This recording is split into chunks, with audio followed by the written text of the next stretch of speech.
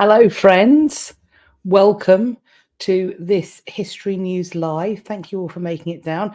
Before we kick off, this picture is one I took my own self. So, can you tell where I am in this picture? While we look at that, let's say some hellos. Hello, Lizzie. Thank you for making it down. Hello, Jessie. Happy Monday to you too. Hello, Shane. Thank you. We're all doing well. I am now into my 28th week of pregnancy. Current symptoms are feeling like a blimp. If I sit down for long enough, I fall asleep. I am warm all of the time. I oscillate between being furious, overjoyed and weeping. So the hormones run in the establishment. And I also find myself forgetting very basic words. So the fluffy brain has begun. I am forgetting words. So we'll see how we crack on today. But apart from that, I'm good. Thank you very much for asking. Hello, Medusa Snudpuckle. Thank you so much for joining. Hi, Steve. And Scarlett, hello. Nita, thank you for making it down. And Sarah, making your being able to make it to a live. Thank you so much. Welcome. Scarlett says, welcome to the madness, Sarah. It's absolutely appropriate to say that. Rose, your first child is 2 months old. Sympathise with pregnancy brain. I just, because when the baby is newborn, you're exhausted, so you forget things because you're super tired. And I suppose like pregnancy tiredness is, everyone who, I'm sure you would have had this, Rose, everyone who says, oh, if you think you're tired in pregnancy, just you wait till the baby is here. It is different. Of course you're sleep deprived if you've got a baby, but the tired you get towards the end of pregnancy, having done both a newborn and now my second pregnancy, the tired you get, particularly either at the very start of pregnancy or towards the end of pregnancy, is like nothing I have ever experienced. Not during a sleep progression, not during, nightmares, not during my misspent youth when I would go clubbing. This is a kind of tired that you just don't get anywhere else. Welcome. So thank you all for joining. If you are here in the live, thank you so much. If you are watching on the playback, thank you ever so much for taking the time. Has anybody got a guess as to where I am? I believe this might have featured in some films that you may have seen. Anybody spotted where this is? It is perhaps a little bit niche if you've not been inside. I got to go because I got invited to go and check out a museum exhibition, because this is a library connected to the Bodleian in Oxford. Yes, JB, correct. Good spot. It is indeed a library. For added specificity, it is, I am told, a reading room of the Bodleian. Specifically, this is called Duke Humphreys Library. Duke Humphreys Library at Oxford. And this, as you can sort of see, it's got this incredible painted ceiling. It's absolutely gorgeous. And I was very lucky to get to go in there with a small group of people, because we've been to this exhibition, this open exhibition at the Bodleian months and months ago. So I got to go into this room after closing. It was just the group that we were in, and we got to just run riot in a obviously decorous, ladylike fashion. But yeah, isn't it cool? Look at that. Isn't that brilliant? So we have got some updates. We've got, I believe, a repatriation / decolonization. We've got mostly new news. Pretty much everything today is new news. We have got some ding dong to talk about, and we have, of course, got some events and exhibitions to be discussing as well. Once again, I've not been able to figure out the opera pinboard. I think, to be honest, I'm just going to leave it. I might revisit it in a few months when I have my brain back in my head. But we have, of course, got all of the articles listed and numbered in the description box below this. So the numbers that you will see in the description box will correspond to the bottom of the slide that will be on screen. I have also seen some articles coming in both towards the end of yesterday and during today. They haven't made it into this, but they will. If they're new news from what we're talking about today, they'll make it into the one in a fortnight's time. So without further ado, why don't we hop in first of all to the list of thank yous I've got to say. These are thank yous to people who have sent me articles. So thank you to Kathy. Thank you to my name twin cat.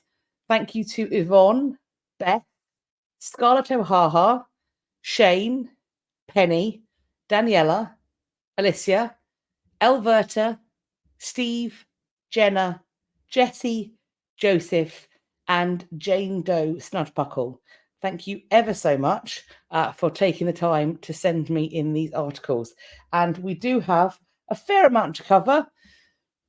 However, it will be, as I said, because I've got to the stage of pregnancy that I'm at, it will be slightly more selective and slightly shorter than what I've been doing previously.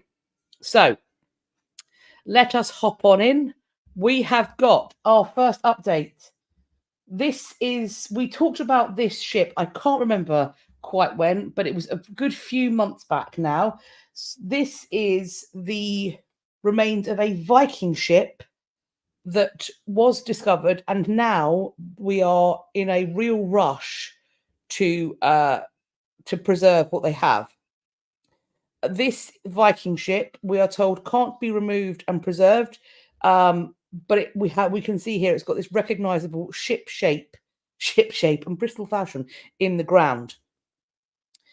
This was found on Jellestad farm. There have been apparently discussions about there being drainage issues on this farm. This ship was found back in 2018. There were already very recently warnings of there being a potential fungal attack on what was left of the ship. So there were funds for an excavation. This was then planned with the intention of preserving what remained for display in a visitor centre. The 1,300 ship rivets were retrieved, and they were put back in such a way that they can be returned and put in the place of the ship's imprint. The clock, though, we're told, is ticking for what remains of this ship. It's thought they might have, at best, 10 years after the excavation to preserve even some of it. But that 10 years, we're told, is just a guess. We do know that the situation is going to get worse with each passing year. Additional funds have been put together to try and excavate it. The fear is that the other alternative is they're going to just have to let it lie there and deteriorate. So the first priority is to secure the traces on site so they have something to display in the future. The cost of a protected structure alone is going to be significant, and a visitor centre they want to build is going to add to that cost further still. So it's looking a bit dicey. Hopefully there will be some help, because the Norwegian Parliament was visited and politicians were informed of the urgent need to preserve what remains of this ship. There is a drive to get it to be recognised with World Heritage status. If an item does get World Heritage status, then the impetus to send funds its way will, of course, naturally increase. The UNESCO Working Group for the Directorate of Cultural Heritage recognises the critical importance of preserving this ship's remains. One of the spokespeople said that they have monitored the site during excavation, but the equipment wasn't left in place due to a lack of resources. Of course, they are talking about how important it is to preserve the site. So we will keep an eye on this. We will see what happens, but the alarm is being sounded. 10 years is not an awfully long time. many of these archaeological digs are, first of all, years in the planning. What will also potentially need to be in place, particularly if this find is as fragile as it is the ways and means and the centre and space to preserve what they have and continue with doing so. So the digging it out of the ground bit and those decisions is years in the planning. Also, post-retrieval, the preservation, protection and storage, that is potentially might need to be a site that is already built. On top of that, we have, of course, had these discussions already about the risk to finds because of environmental change, because of microplastics. One, unfortunately, has to assume that those threats and risks are not going to get better in 10 years' time. So potentially that could diminish the length of time that is at play here. Steve, this makes you think it should not have been fully excavated until its future was certain. I did not see the thinking behind digging it out and seeing what was there. I can definitely see where you're coming from on this, because when something is in the ground, we can assume a level of safety and preservation because it's in that soil. Of course, the flip side of that is that the soil we know is altering potentially because of climate change and the various environmental problems that are happening. So we have to consider that. But also, if you find a bit of Viking ship and you're like, oh, we should leave this until we know what's going on properly, you don't know necessarily how much Viking ship is extant underneath. And of course, you can do ground penetrating radar, etc., but you can't be sure how much is there, and thus how much is perhaps worthy of attention, how big of a loss it might be. So on the one hand, you have to know what you've got to argue for the need to preserve it and to potentially force somebody's hand. And there may be an element to that. The knowledge that the soil is changing might lead people to go, well, if we want it to get UNESCO recognition, we need to show a lot of it off, which of course might lead to its further degradation. As I said, we will keep an eye on this. We will see what's going on. And as and when there are updates, I will let you know. Next up, we have some repatriation news, which could technically also be some updates, because this is about the Met. They are a perennial customer, shall we say, in our discussions of repatriation news. This is an NPR interview on the difficult time that Cambodia is having to get things returned to them from the Met. The host Alicia Chang points out that a number of stolen sculptures are already back in Cambodia, but that they are just some of thousands of historical artworks believed to have been trafficked outside of Cambodia. The person who's done this interview is called Adam Hancock, and he is talking about these items coming home. They talk about the way they were smuggled out. So we once again see the name Douglas Latchford being attached to them, that famed smuggler that we alleged smuggler. He was charged in 2019. He denied the allegations and died the following year. So I'm wondering, does that mean that I can only call him an alleged smuggler? I'm not a legal expert. We'll go with alleged because I don't want to be sued by an estate. But there has since then been a lot of back and forth between Cambodia and the people in charge of the Met about getting these items back. So the issue is that we're talking about here, that to get the provenance and to have these things returned, you essentially, in some cases, are going to have to get those on the ground, so the, in quotes, maybe local looters, to turn things around and to essentially say, yeah, I was part of this network. So you're essentially going to have to get people to admit to their crimes, if you will. we are being told that there are 49 items that have been specifically requested for return. The 14 that are back are by no means the end of the story. There are still at least 49 items that were in the Met, smuggled out of Cambodia, allegedly, that require a homecoming, or at least a potential investigation into a homecoming. As and when we get an update on those 49, any of them, I will, of course, provide an update. So that's the repatriations that I have for this time. It's been a slow couple of weeks in terms of repatriation news. However, what I will flag up is that I went to a very productive meeting at the home of ethics in this country called Conway Hall. It has played host to some incredibly distinguished speakers, and it's my very great hope that I might be able to collaborate on a project with them and with some other incredible heritage and museum professionals, in the hopes that we can create a space that might prove productive in the conversation around repatriation and decolonization. So as and when more stuff is decided, because the very real hope is that there are going to be a series of events around this. As that is coming together, watch this space, because when I have details, I will be announcing it and singing it from the rooftops. So just to wet your whistle, there is hopefully some stuff coming down the pipe. So we have got, though, some new news to discuss. Let's start as we continue.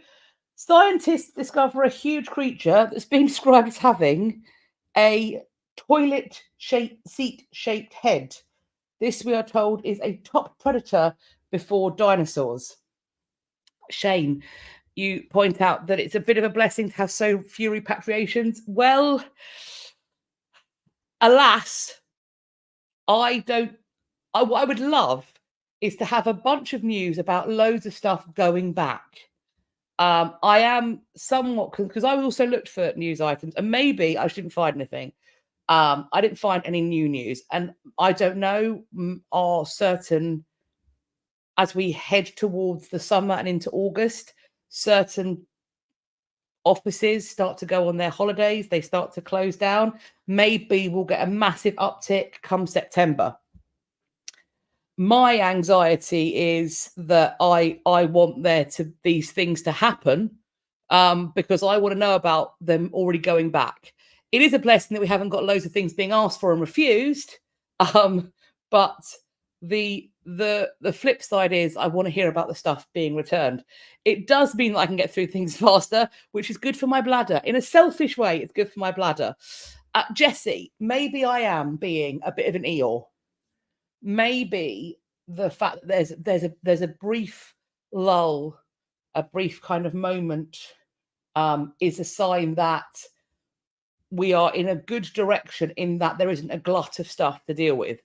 I'm also aware that the news media cycle has been taken over, understandably, by particularly the elections that have happened here in France, Iran. I know that the US is gearing up for your elections.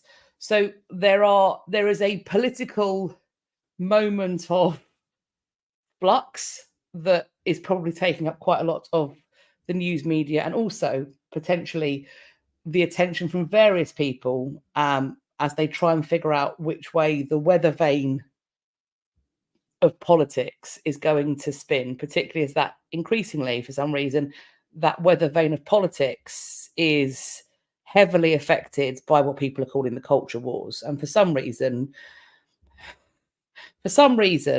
giving back stolen goods is now a topic for the culture wars, seemingly. I don't know why. Jen R, we could put everything in storage and have a virtual replica museum instead. We could. We absolutely could. And I genuinely believe that the vast majority of museum goers, if we had really top quality replicas, I genuinely do not think they would feel cheated by that in any way, shape, or form. Becky, congrats on the new leaders of the UK. There is a sense of relief. There is a sense of relief. It's always good when you feel like there are grown-ups, at least some grown-ups at the table. So that, yes, and personally, the thing that I am the most excited about is the decision to put. I don't know how much you're following this. I'm very excited by the decision to put James Timpson in the cabinet. I think somebody who has consistently put his money where his mouth is in terms of dealing with prison leavers, who has also been tireless in working for prison reform. And what Timpson's offers to ex-offenders is, to my mind, the way we should be going. I think having somebody with that level of expertise and care and interest, it's a relief. It's a relief.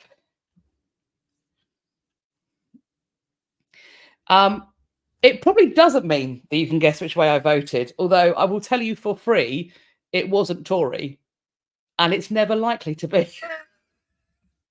But you probably can't tell which way apart from that. So before we get bedded down into my political persuasions, let us boop boop boop onto this pre-dinosaur with a toilet seat shaped head, shall we? Because that's what a grown-up way to describe a 40 million year old predator.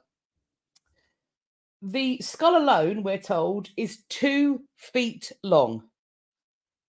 This is a salamander-like animal. We are, in my house, currently obsessed with salamanders because in Frozen 2, Elsa has a fire salamander called Bruni. So we blimmin' well like a salamander in this house. This salamander-like animal lived in swampy waters 300 million years ago. It's found with its jaws wide open, about to clamp its interlocking jaws onto any unsuspecting prey that might swim past. We're told it's got a big, flat, toilet seat shaped head, allowing it to open its mouth and suck in prey. It's got huge fangs. The whole front of its mouth is just giant teeth. It's a big predator, we're told, but it's relatively slow in its ambush style. When they found it, as soon as they saw it, they realized they had something that they hadn't seen before. And there is apparently a lot about this creature that makes it special. The Dr. Pardo, who is involved in this, said that while today Namibia is in Southwest Africa, it was even further south 300 million years ago, near to the 60th parallel. I'll be honest with you, I don't know what that means. I'm assuming it's latitude and longitude, but I don't know what that means. But apparently what it means is that it makes it level, almost level, with the northernmost point of Antarctica today. So this is as the shifting of the continents are going on. When this beastie was about, Earth was nearing the end of an ice age. The swampy land near the equator was drying up and becoming more forested. Close to the poles, the swamps remained, potentially alongside patches of ice and glaciers.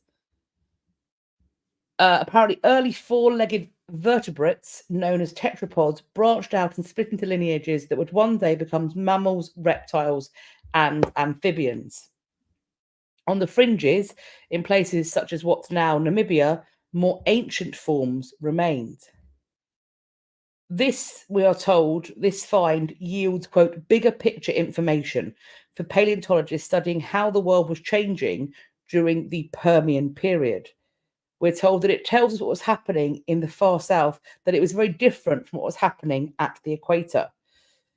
We are told that the more we look, we might find more answers about these major animal groups that we care about, like the ancestors of mammals and modern reptiles. So as and when we learn more, as and when we discover where this is going to be exhibited, I will chuck that information your way. We have got information about the world's oldest artwork being found in Indonesian caves. So the painting you can see up the top there is a painting of a pig. I've looked at it 3 ways from Sunday.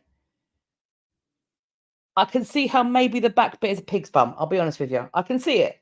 But then I sort of think, like, is this the Rorschach test of cave paintings? Because when I first saw the image, I thought, oh, that looks like a crime scene. But maybe that's because I'm sick in the head. This is the oldest known narrative artwork ever made by human hands. Look, that's what they're claiming. The cave painting is of a pig. A flaking image, apparently, of 3 people around a big red pig. I've done this a lot when I've looked at it. I've looked at it through one eye. I've looked at it through the other eye. I've done a bit of that. I can see when you see it, when they say pig, I'm like, oh, I can sort of see what you mean by pig. I can sort of see. Yeah, it's got the white line through it. Jessie says it looks like a hippo. Medusa suggests it's a hippo pig cross. I mean, look, who knows? Who knows? Yes, Animal Farm was in fact plagiarized from an Indonesian cave wall. Now we know. Now we know. This dates back 51,000 years. It's the oldest evidence of storytelling.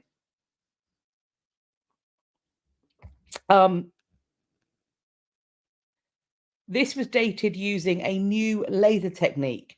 This is, we are told, the first time they have passed the 50,000 year barrier. The story is being described as sophisticated, and this discovery means that storytelling seems to have been a much older part of human history than previously thought. And I think that makes lots and lots of sense, because one of the things that I often say is, people talk about how the past is another country, they do things differently there. But I think there are things that remain integral to what it is to be a person. And I don't think that those have actually evolved in centuries, maybe even millennia. And among those things is a need or a desire for safety in numbers, for socialization. And one of the key ways that human beings socialize, and have always socialized, is with the telling of tales, with the shaping of stories, with the telling of myths that then function as faith and some as storytelling. We are, and it's something that exists globally.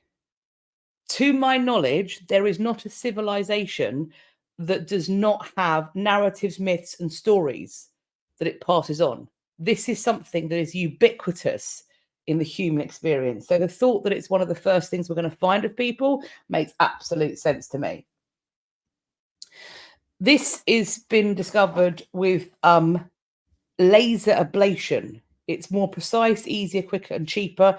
And then you also you can use smaller rock samples to date it.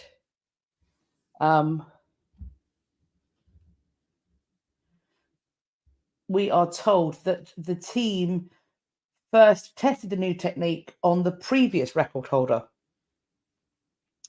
and determined that the earliest one they thought that was there, the hunting scene, was actually at least 40,000 years old. So 4,000 years older than had been determined only as far back as 2019. This piece was then found to be at least 51,200 years old, smashing the previous record. It's thought these paintings were made by the first group of humans who moved through Southeast Asia before arriving in Australia around 65,000 years ago. They also suggest it's probably only a matter of time before they find samples like this that are even older. And if and when they do, I will, of course, let you all know.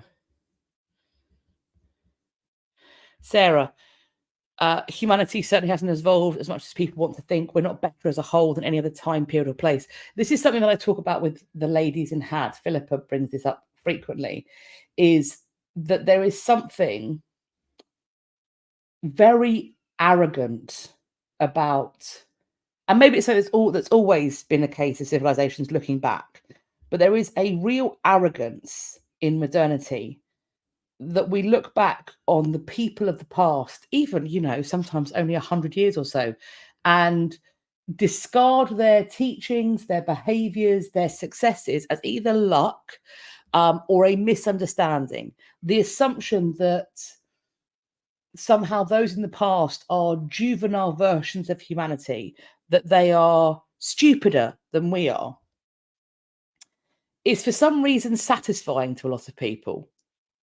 However, I look, for example, at the stories of early modern women who looked after households, who would go out into their physic garden and make up medicines that in numerous cases would help and provide succor for their families. And I'll tell you what, with all of my education, with all of the capacities that I've got, with the internet and all the rest of it, that's not something I could do.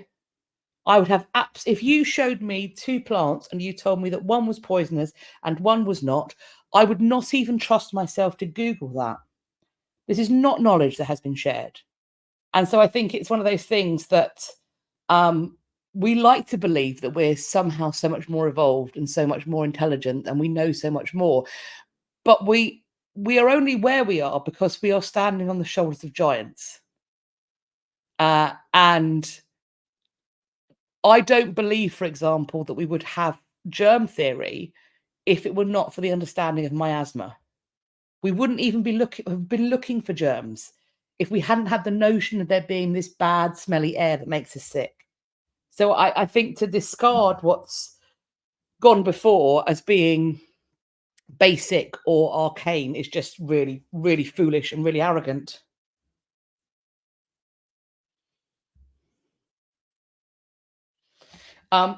So next up, the mysterious Denisovans might have overlapped with modern humans on the Tibetan Plateau.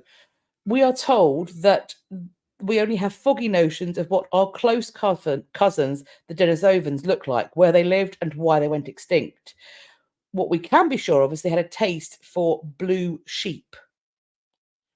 And I'm going to be honest with you, I don't know what a blue sheep looks like. They are apparently curvy horned grazers. I'm unsure as to why that makes them blue, but there we go. They also have found the bones of dozens of other small mammals and birds.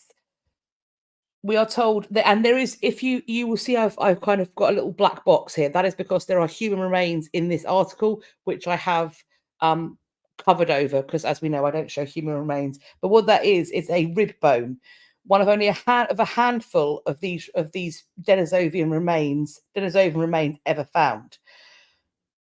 We are told as well, what's interesting about this rib is that it dates from between 48,000 to 32,000 years, which suggests, we're told, an overlap with modern humans in the region.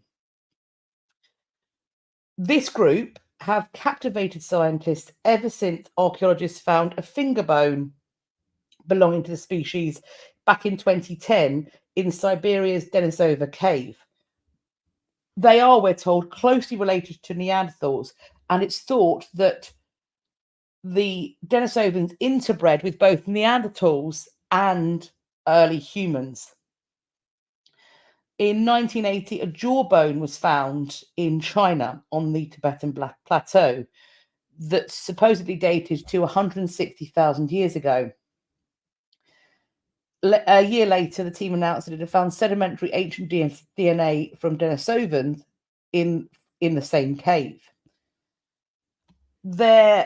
Using a technique called in zooarchaeology mass spectrometry, or ZOO-MS. The collaboration hunted for protein sequences in the bone's collagens, which can be used to sort specimens into different taxa, at least to the genus level. So essentially, which bit of the species is this a hominid? Then further down, is this Denisovan? Is this Neanderthal, etc., etc., etc. Most of the remains in the cave came from blue sheep or a burrel, which is a type of goat that still lives through the Himalayas. They also found remains of yak, deer, hyenas, wolves, snow leopards, golden eagles, and pheasants. These people are eating like Tudors, which I love. Many bones have cut marks and notches, which it's discovered were made with stone tools, suggesting as well that humans who processed these carcasses removed all the meat, marrow, and hides, and then carved some of the bones into cutting tools of their own. They point out that the diversity of this quarry and what the hunters did with it suggests that these were highly skilled individuals who took full advantage of the resources available on their hand-scrabble, high-altitude landscape. Quote, "It extends our imagination for what they were using these animals for. They were not just thinking about food, but other things that would have allowed them to live at higher altitudes." To date these finds, researchers radiocarbon dated bones from the same layer as the rib they found. They also applied a technique called optically stimulated luminescence, which estimates how long it's been since the quartz fragments were last exposed to light. This helps them to date the nearby sediment itself. Both methods suggest the rib belonged to an individual who lived about 40,000 years ago. This makes it the youngest of the Denisovan bones to be found so far. It's thought that an open-air archaeological site known as Nuau Devu, which is some 1,300 kilometers to the southeast on the Tibetan Plateau, dates to between 40,000 and 30,000 years ago.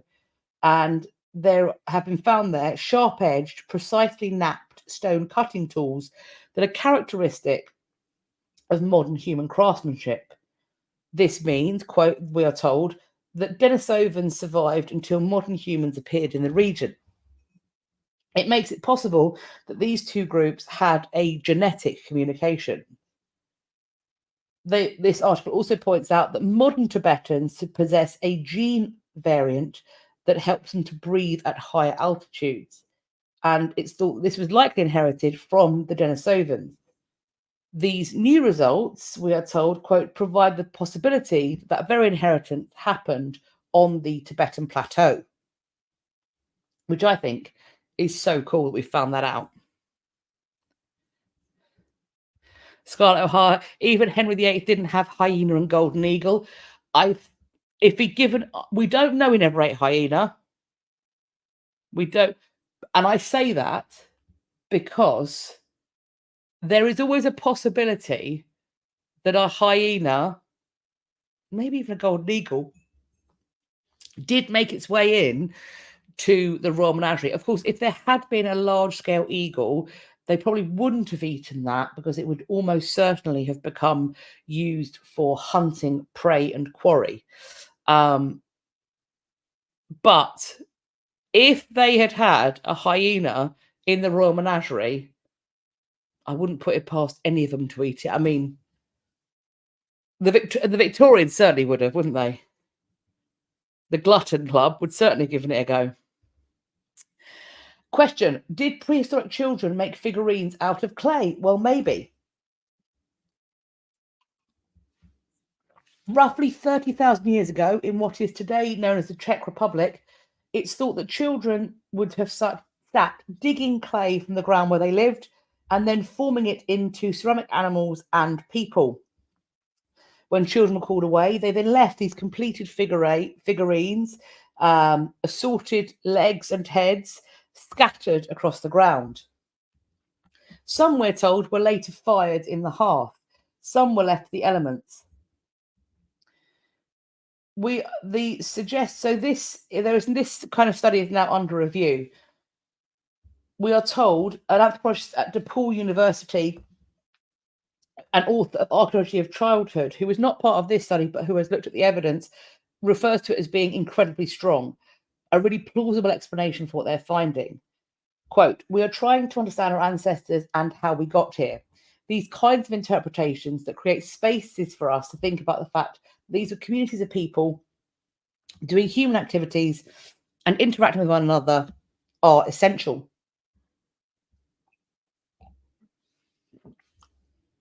This article also points out that the oldest known ceramics come from a handful of sites in the Czech Republic, and they all date back to about 28,000 BCE. So that's about 10,000 years after Neanderthals went extinct. And now, iconic figure of a woman and assorted ceramics were found at the Czech site in 1925.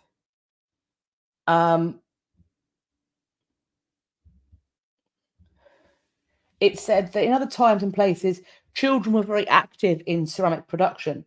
There's evidence of children practicing the activity from sites in Egypt dating to 1800 to 1700 BCE, and the early and middle Bronze Age sites in England dating back to 1500 to 1150 BCE, because children can play with ceramics from a very young age. It's like playing with Play-Doh or clay. And parents, because parents have always loved their kids, parents, if their child is very proud of a piece and they know how to fire it to make it solid and permanent, like in the hearth, parents will do that for their children, because of course they will. It's also pointed out that art made from mammoth ivory, bone, antler, and stone have also been found at this site.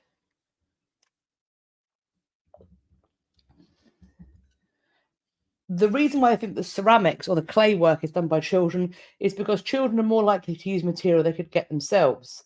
So being able to dig it out of the ground is a way they're going to be able to do that quite quickly. And it just takes one child to teach another child, and then suddenly the whole village of children is doing the same thing. The scratch marks and fingerprints found on the objects are thought to belong to children between the ages of 6 and 10, and also adolescents between the ages of 10 and 15. The work is hopefully going to change some narratives. It's going to point out that these societies had children, these children were playing, they had a rich material culture and a rich way of living, that it's not just this harsh, brutal lifestyle, and unsurprisingly, that it's very similar to the way things are done today. This is again feeding into another myth that we often have about the past, which is being widely disproved, that childhood is some Victorian invention to sell toys in Hamleys. Other toy stores are available.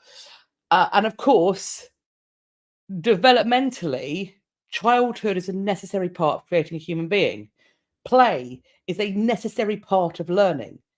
And if we look to other animals across the species, a lion cub plays at pouncing on its mother, and the mother pretends to be afraid because she's teaching the lion cub how to sneak up and hunt.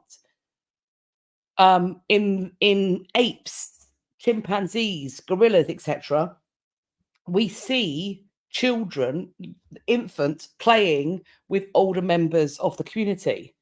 Pandas, seemingly, regardless of age, always look a little bit drunk and like they're constantly at play. Play is a requirement for development. And so are learning to do things like fine motor skill things, for example, making objects with clay. As and when we get more updates on this study and things going along with it, I will, of course, let you know. We also have a 12,000-year-old ritual that's believed to have been passed down 500 generations, making it the world's oldest.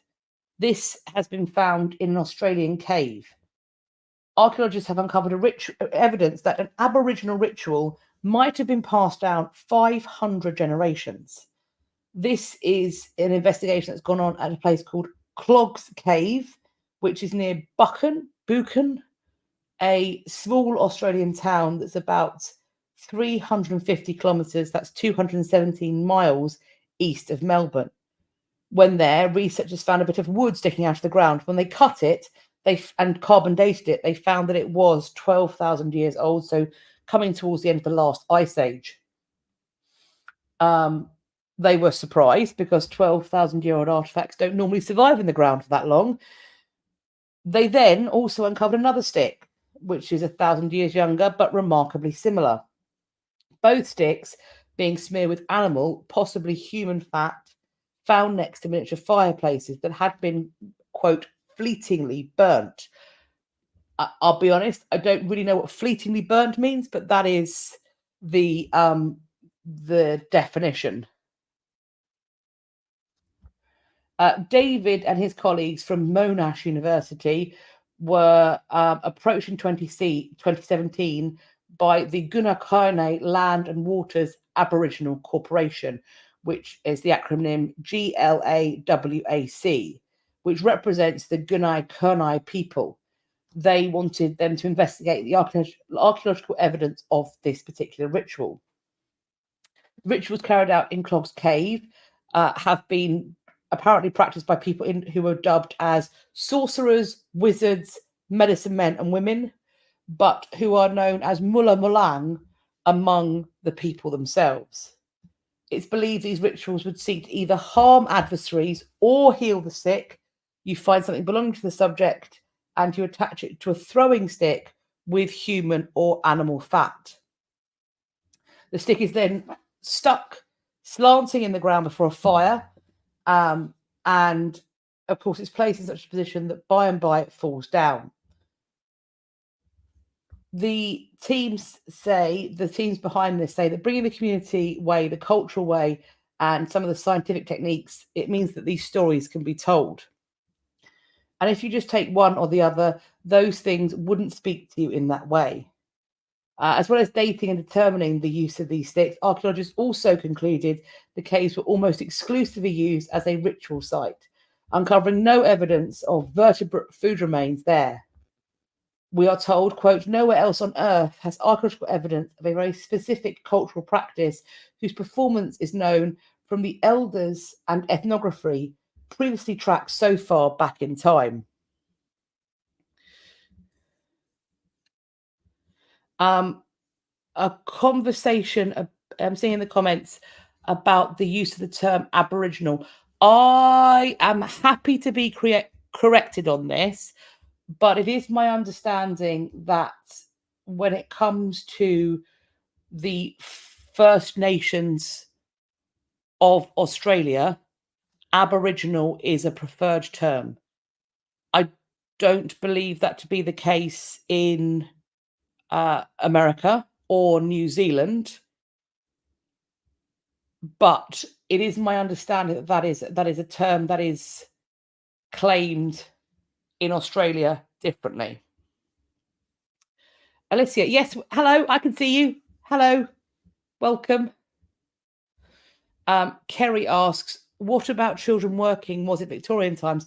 I mean, certainly I can only speak to this country. Laws around children having to be in schools rather than down pit or up chimney, they are legislation that comes in because children have worked. You know, they have, and children have been involved in cottage industries. However, in terms of kind of industrialization, that lots of those jobs which were once done in family homes, they come out of family homes and they go into factories, they go into coal mines, etc., etc. It becomes far more dangerous. It becomes far less acceptable. And so that's one of the reasons why we get the Education Acts that we get, whereby it becomes the law for children to be able to go to school. However, alongside play, children have always done work for whether that be helping to collect water, to make breads, to be, as soon as they are old enough, they are learning how to do things with their families. But equally, in many cases, that can take the form of play, because play is, as I've said, also learning.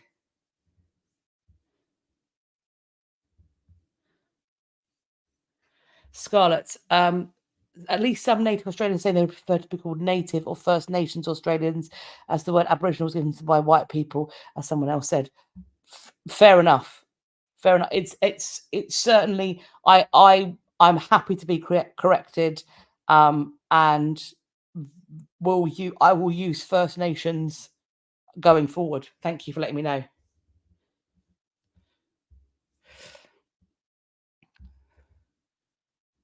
Archaeology, we're back to Tibet now, Tibetan Plateau. Archaeologists uncover the world's oldest stone needles on the Tibetan Plateau. These might date back as much as 9,000 years. This discovery was made back in 2020 at an excavation led by a graduate student at Sichuan University called Yun Chen. The artifact is, we're told, it's an odd unit of measurement, about half the length of a golf tee. Why are we measuring things in golf tees?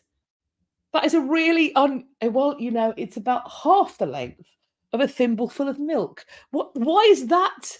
Why is that the measurement? But it is nevertheless. So this golf, half length of a golf tee with a pointed tip at one end and an eye-like opening at the other, looks like thick sewing needles. This was published in the Journal of Archaeological Science. This study, conducted by Jenna and her team, has concluded that these artifacts are stone sewing needles. Fluffy Monkey M says, I've got no idea how big a golf tee is. Me neither. That? I'll be honest with you. I think I've probably held a golf tee once in my life. At that, I don't agree with, is it Winston Churchill on many things, but I do agree that golf is a way to ruin a good walk. Jessie's throwing in a new, so it's about a quarter to a fifth the size of a banana. Depends how big your banana is. Way! Woo woo! Back to the Victorians. The school terms fished around the times when children needed to work on farms. Yes, and certainly in British schools, certainly the school I went to, we did things like we celebrated Harvest Festival, etc., etc.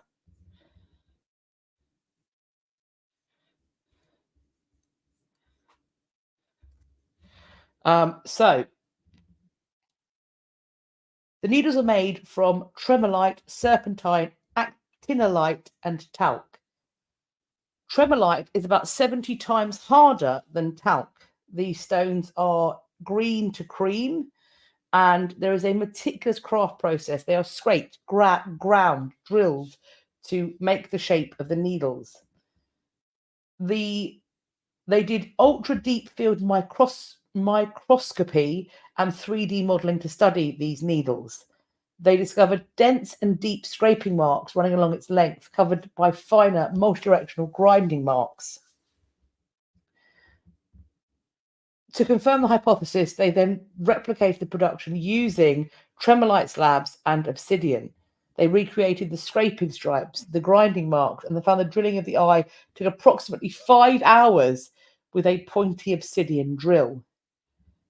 Since these were harder and thicker than the bone needles, it was concluded these stone needles may have been used to sew thicker materials such as a tent. They then did microscopic examination of one of the needles and found vivid red paint rich in ochre pigment, indicating that the entire needle was once covered in red. This finding then also pushes back the first use of ochre on the Tibetan Plateau by 4,500 years. We're told that red held deep religious importance for ancient Tibetans, believed to breathe life and energy into stones to ward off evil spirits. However, despite this evidence, not all the researchers are convinced that these artifacts were used as sewing materials.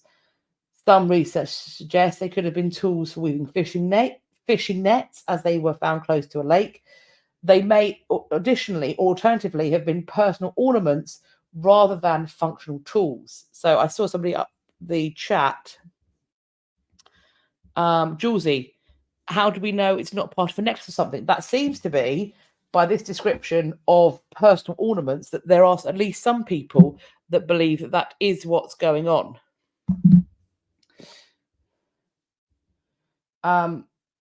they point out that the advent of the eyed needle was a milestone in human civilization because it, of course, allows our ancestors to create more durable and protective clothing and shelters. The oldest known needles made of bone date back approximately 50,000 years, and they come from the Denisova cave. Until now, though, the oldest stone needles were about 2,700 years old, and they were found in China. This new discovery would push back the stone timeline needle by about 6,000 years.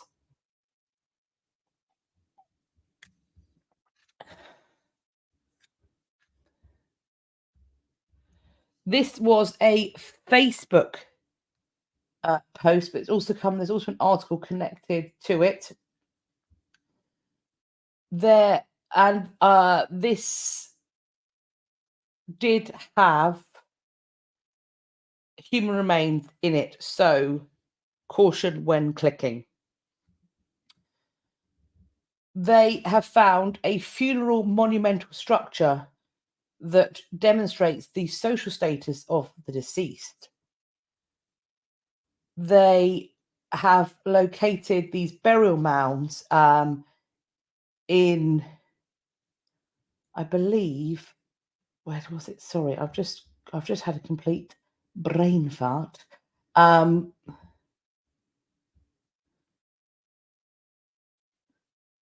So this was found. Do bear with me just one second. This one was found in the Czech Republic. Apologies, I thought it was Czech Republic. Just wanted to double check.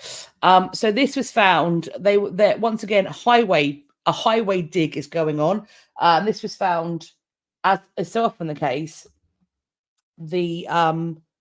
along a highway that's being worked upon. They found these mounds that are built as monumental funeral monuments. They have got graves in them that they are calling central funerals. And they believe these funerals were individuals for whom the mound was built. In the first central burial, they find a grave with an inner construction of a grave pit composed of troughs on the longer sides with ball pits in the corners. In the middle, there is, or the Milador is a ceramic vessel. The deceased person lying on the left side facing north. The second central burial is a grave without an internal construction, with the dead person laying on the left side facing north. Found within was a collection of 5 objects of stone chipped industry, so stonework. This was made of, it says, silicate glacigan sediments, popularly known as the claw. So this, they are saying, connects to arrow tips and blades. This grave is intersected or disturbed by a younger pit, potentially also another grave pit. However, this one did not contain human remains. So there are some questions as to whether it was another grave or not. They are planning to do a phosphate analysis to see if they can find any remnants or sign of human bones in there. So as and when we get more information of this barrow, these funeral mounds, I will certainly let you know if we have any updates on that. Brian asked, back to our golf tees, did Mary Stuart really play golf? That is something that I have read, that both Mary Stuart and Charles I played golf. And considering how both of their lives ended, perhaps it is not wise for monarchs on these islands to go about playing golf, because it may. I mean, correlation is not causation, but 2 anointed and crowned monarchs, one of Scots, one of England, both reportedly played golf, which does not escape me in the modern context. You have a neck-shaped tee with a round head on the top that gets chipped off. I'm not saying that playing golf for monarchs can be fatal, but in 2 cases, there is a correlation there.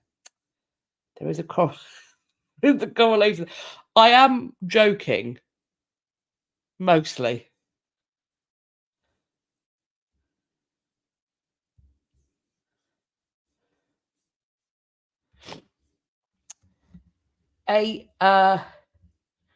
Medusa says golf means gentlemen only, ladies forbidden. Well, there are plenty of ladies playing golf. I mean, none of my friends, but then none of my male friends are playing golf either. I've got to say, as I frequently find, and I recognise how lucky I am with the man that I married, there are men of a certain age, and by that it's actually not a certain age, men with toddlers who suddenly develop a hobby like cycling or golf. They didn't play or do this thing before the children arrived. And all of a sudden, it means that one day out of the weekend, they are incommunicado. They have foxtrot Oscared. And I can't help but think that if that were, frankly, if that were my husband, I would not be having a second child. But there we go. That's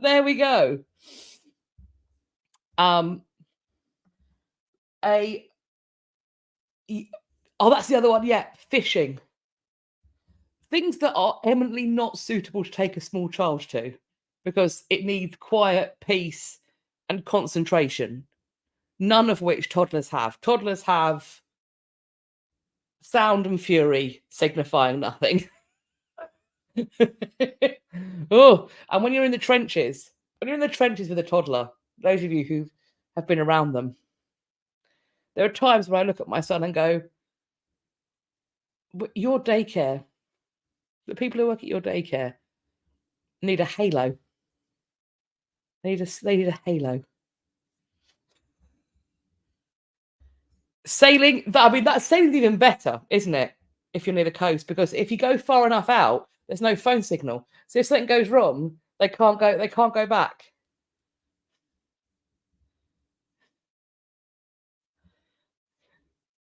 Wheezy says cycling is relatively cheap and fishing might provide dinner. I'll be honest with you, considering what has been allowed to be put into our waterways in this country, there is absolutely no way I'm eating a salmon out of a British river until Thames Water, others are available, stop pumping raw sewage into it. So there we go. Rose's husband takes the baby fishing with him. That didn't even cross my mind. I thought it should be quiet when he went fishing. Good for you, Rose. I love that. Steve, small children are funny people, says Steve. People is stretching it. They're learning to be people. They're currently goblins wearing human suits. That's what they are. That's what they are currently. Right, so we've got a Bronze Age treasure hoard found in the Czech Republic. This hoard was first identified near the town of Budne nad Ochi, and the find was then brought to the museum for further investigation. In it are 19 bronze objects, including 8 bangles, which could be bracelets or anklets, 8 axe heads, 2 long ball-headed pins, and a spearhead. The hoard is an intentional deposit, we're told, buried during the Middle Bronze Age around 3,000 years ago. These objects, we're told, are typical for the Middle Bronze Age, although one of the axes is even older, dating to the Early Bronze Age around 3,500 years ago. They don't know whether this hoard is a votive offering, so ritual purposes, or whether it was buried for security. Currently, archaeologists are using X-ray fluorescence to analyse the metal composition, which might shed light on the associated culture by analysing comparable data results. These objects are currently undergoing conservation, and once the treatment is complete, they will be displayed in the Poristko Museum in early 2025. The site of discovery is unsurprisingly being kept secret to avoid people from going and looting it or disturbing it, and also to allow them to carry on their research in peace.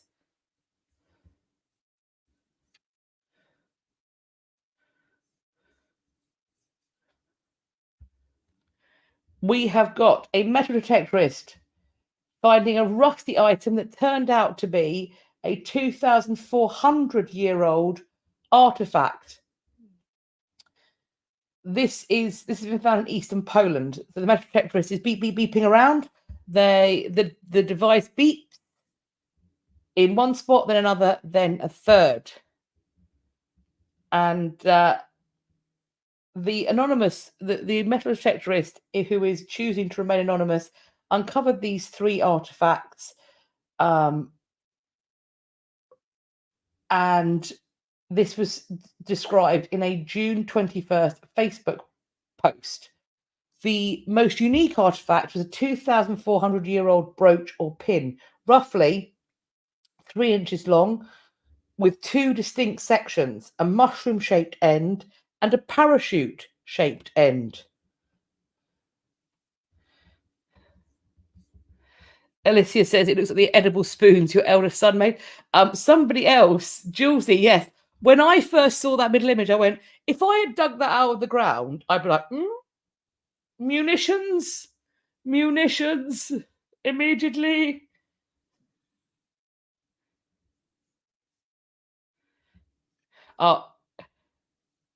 Kerry, is this another husband hobby, Kerry? Washing the car? See, this is the other good thing, is that I'm the driver. My husband hasn't got a driving license, so the car is mine. And I'll be honest with you, I love my car. I just got a new car. I'm very excited about it. We had to get a bigger car on account of me 3D printing another human currently. Prior to this, the last 12 years, I have driven a Peugeot 107. For those of you who are unaware, a Peugeot 107 is a brilliant, compact city car. Heartily recommend. It, however, has a boot space that's about this deep. We have been making do, having a child in a car seat in the back of 107 because we've used the seat next to him as our boot.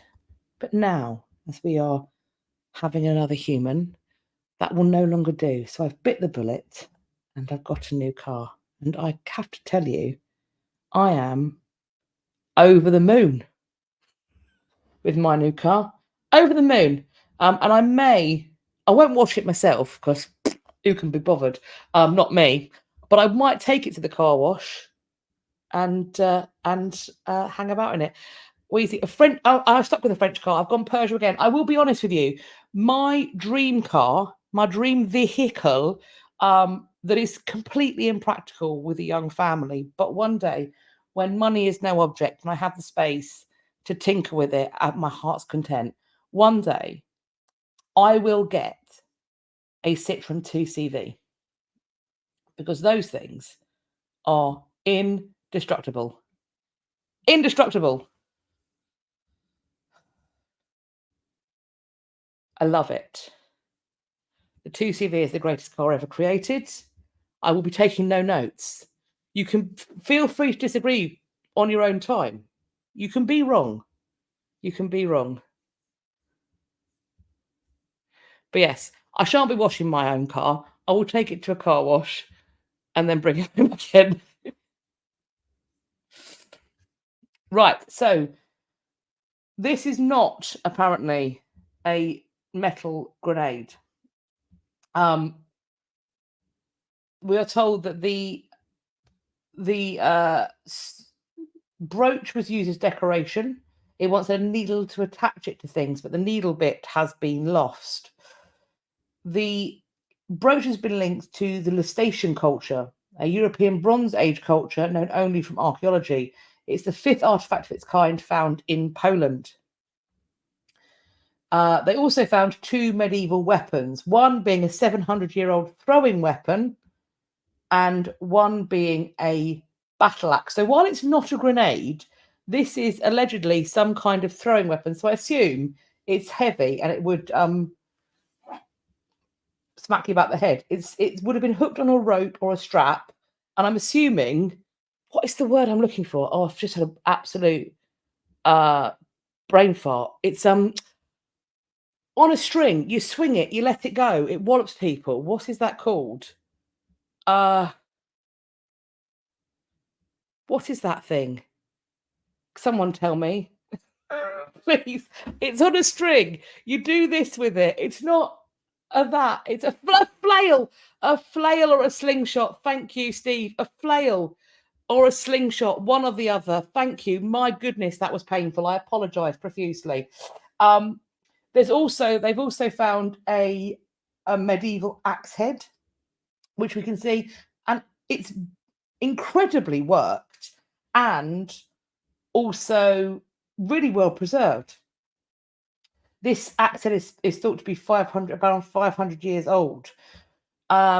These things are being preserved and they are set to be put on display when that has been done.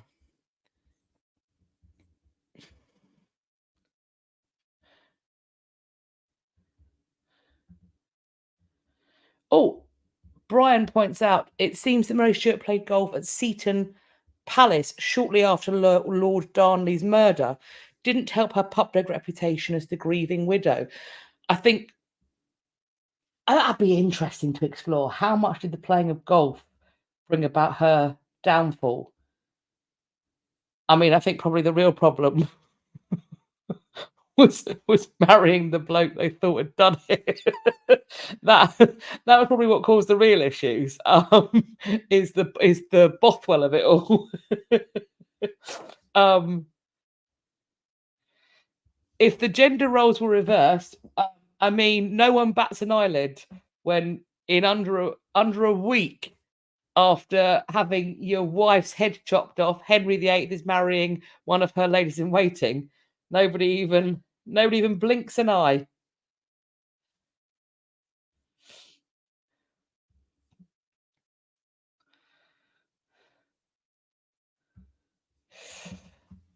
A 2,000-year-old Roman military sandal with nails has been found in Germany. This has been found near an auxiliary Roman camp in Germany. Archaeologists from the Bavarian State Office for Monument Preservation found this footwear while excavating a civilian settlement. This settlement thought to have been occupied sometime between the AD 60 and 130. The remains of a sole of a Roman sandal were found. This find was disguised by a thick layer of corrosion, which gave it the appearance of 2 indeterminate lumps of bent metal. Even a curved and heavily corroded metal piece was initially suspected to be the remains of a sickle. It was an X-ray that revealed that the corroded lumps were in fact hobnails. The shoe was a caliga, a heavy-duty hobnailed sandal, part of the uniforms issued to Roman legionary soldiers and auxiliaries. You might hear the name Caliga, the word Caliga, and be reminded of Caligula. But as Mary Beard points out, that is fitting because Caligula was not that particular emperor's name. That is a name he got because his father was a very proficient military man, and Caligula was part of the camp of followers around his dad. And so Caligula, as Mary Beard points out, literally means little boots. I doubt he would have been particularly impressed by having that nickname, known as he being the Emperor Caligula to us. That is calling him the Emperor Little Boots. I cannot take credit for that knowledge. I learnt that from watching a Mary Beard documentary about Caligula. But yes, when I saw Caliga, I was like, I'll just bring that up. This shoe would have been worn while a person is marching, the nails providing traction. The iron nails also reinforce and fix the leather soles. Of course, soldiers today still use hobnail boots, particularly with their dress uniforms. If you see the changing of the guard, if you see the guard at the Tower of London walking around, you will hear the clip, clip, clop, clip, clop, clip, clop on the cobbles. That is the hobnail boots. This discovery, we're told, shows that the practices, lifestyle, and also clothing of Romans that they brought to Bavaria were adopted by local people. We are told that individual shoe nails are frequently discovered at Roman sites, but only in certain circumstances are they preserved alongside remnants of the leather sole. Comparable findings in Bavaria are known so far from only a handful of sites, and they offer important new perspectives on Roman daily life and craftsmanship.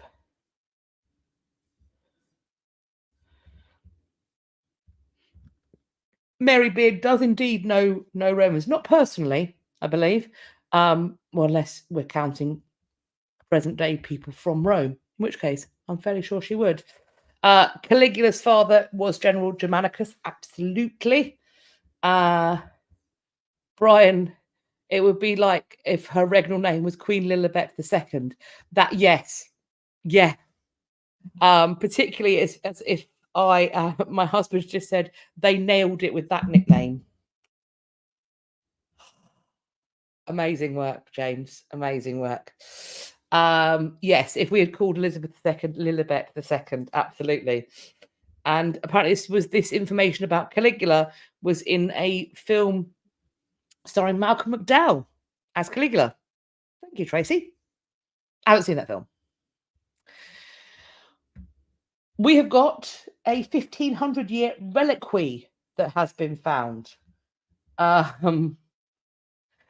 Julesy, Queen Cabbage II. This is, I believe that was Prince Philip's nickname for her, except, was it Cabbage or was it because he called her a diminutive in French first and then it became Cabbage? Scarlett says that Jamie's coming in clutch with the dad jokes. I'd love to say this was a development that occurred post him becoming the pater of this establishment, but my husband has told dad jokes since he was in his mid-20s when we were first dating.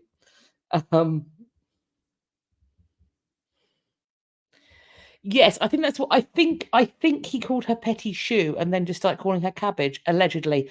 I don't know. I'm not friends with the royal family, so I do not know that. But that's what I think, is that Cabbage came from the French diminutive first. Anywho's, this is from the summer of 2016. Archaeologists from Innsbruck have been carrying out excavation in a late antique hilltop settlement in southern Austria. 2 years ago, they found a Christian reliquary that was still hidden in a previously unknown church, and it contained a richly decorated ancient reliquary box made of ivory. They found a marble shrine measuring around 20 to 30 centimeters hidden under the altar in the side chapel of this area. This shrine contained a heavily fragmented ivory box or pyx that is decorated richly with Christian motifs. This reliquary is normally taken away as the holiest part when a church is abandoned, but this one was left behind for some reason. They point out there are only around 40 ivory boxes of this kind that are known worldwide. The last time one of these was found was during excavations 100 years ago. This 1500-year-old ivory reliquary box, since its discovery, is being conserved at the University of Innsbruck. These conserved individual pieces of ivory have been treated in such a way that they can now be scientifically analysed. Pardon me. The larger parts, we're told, are deformed, which is why it can no longer be reconstructed into its original state. It's thought, though, that it was obviously sacred and treated as such because it came into contact with a relic. The pics at one end shows the foot of a mountain, a figure at the foot of a mountain with the man turning his gaze away, a hand rising out of the sky above him, placing something between the person's arms. This is a fairly traditional depiction of the laws being handed to Moses on Mount Sinai. There are also depictions of other biblical figures. You can see, for example, a man at one end on a chariot with two horses harnessed to it, a hand coming out of the clouds to pull this figure up to heaven. This is thought to be the ascension of Christ. This is the fulfillment of the covenant with God. So you've got on one end of the covenant, the laws given to Moses. On the other, you have got the sacrifice of Christ, that kind of sacrificial lamb part of the end of it. They want to investigate this further. For example, the marble that it's held in, they want to find the exact origins. There were also apparently wooden parts found in the box, thought to be the pyx's clasp. But what can't be ruled out is that it's perhaps part of the relic itself. After all, there are an awful lot of sections of the Holy Cross. So many, in fact, that there probably would have been enough cross to crucify Jesus Christ about 6 times over. So they're going to try and figure out what was stored in there. Maybe the wood is part of the pyx. Maybe the wood they found is part of the relic. As and when we get an update, I will of course update you with what's going on.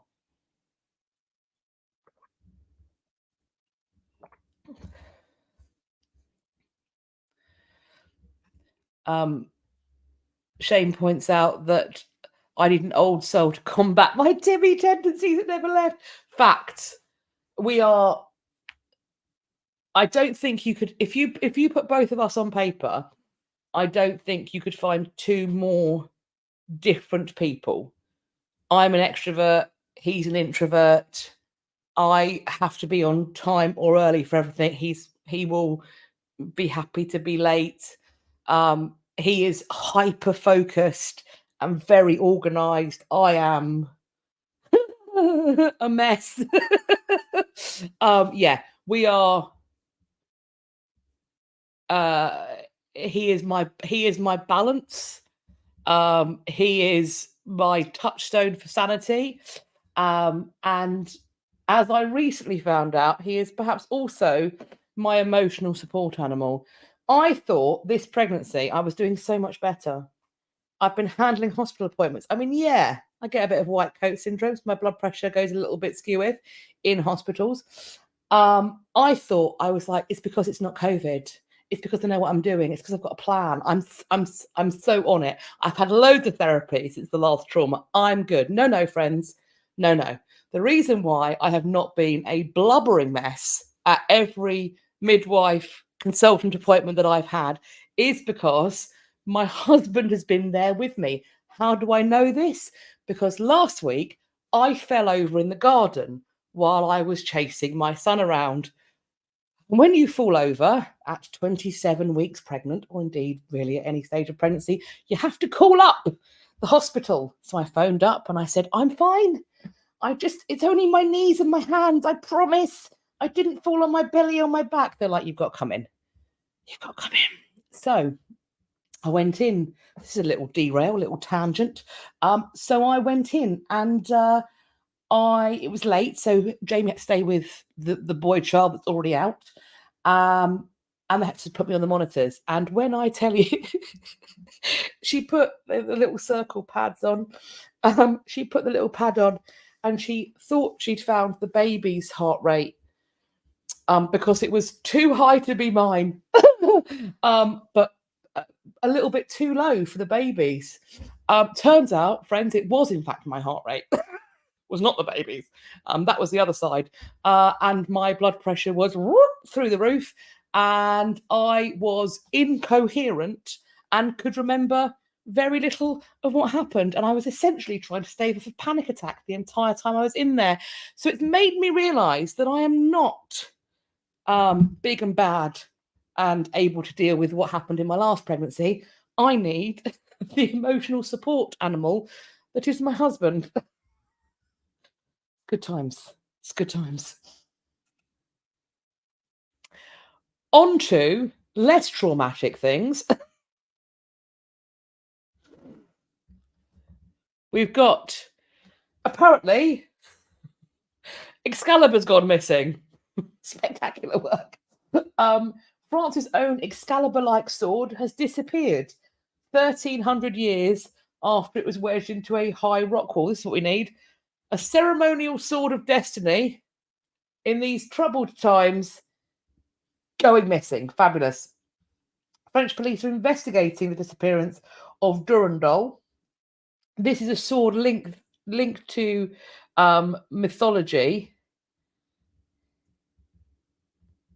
What have I done? Pardon what? The Excalibur's gone missing. Someone's pinched it, it looks like.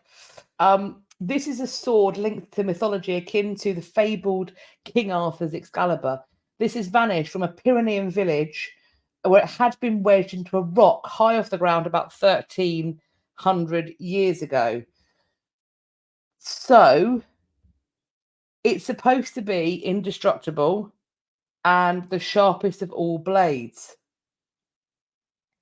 Julesy suggests that the watery tart took it. She's a minx, that lady of the lake. She's a minx. According to French legend, Durandal ended up in Rocamadour when Roland, failing to destroy his trusted blade, threw it as far as he could to prevent his enemies from getting their hands on it.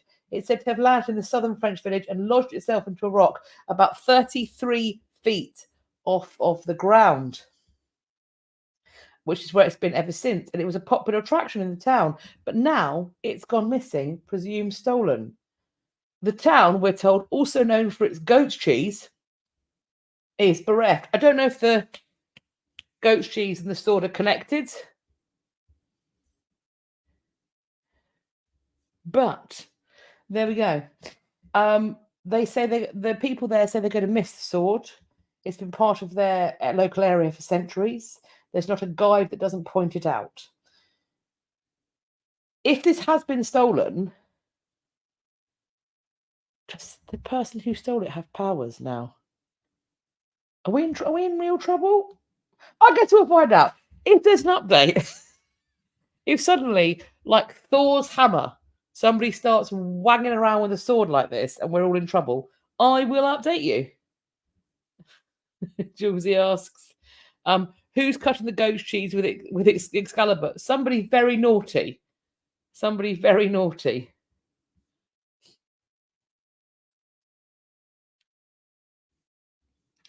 Rebecca,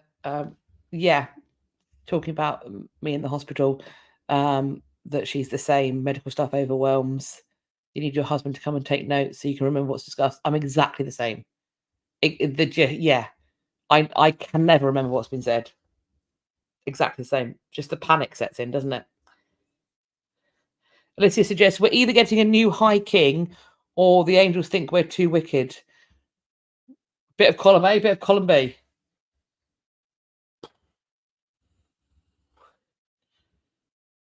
Hello, Queen crafting. It's all kicking off here. Excalibur's been nicked. It could be bad. We'll find out.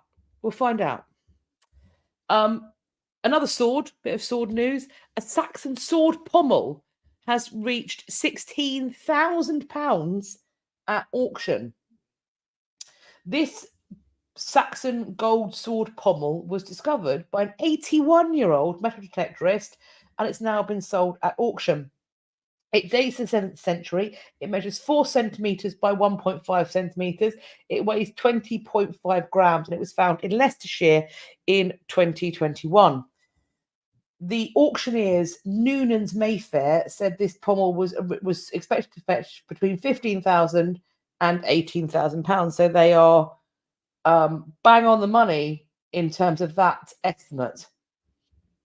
The person who found it did not want to be named. They had metal detectoring for more than 60 years.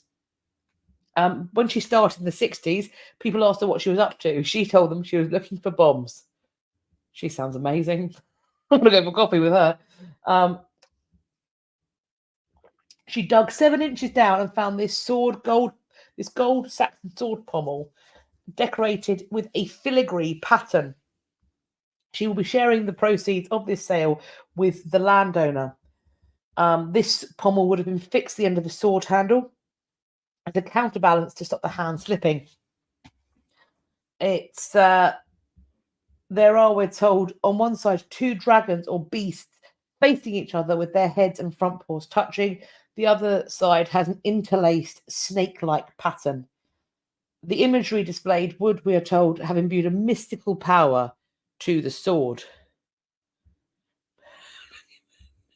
No, I'm a bit nasal. Bombs. Kablooms. Not past the duchy and not bogs. Bombs.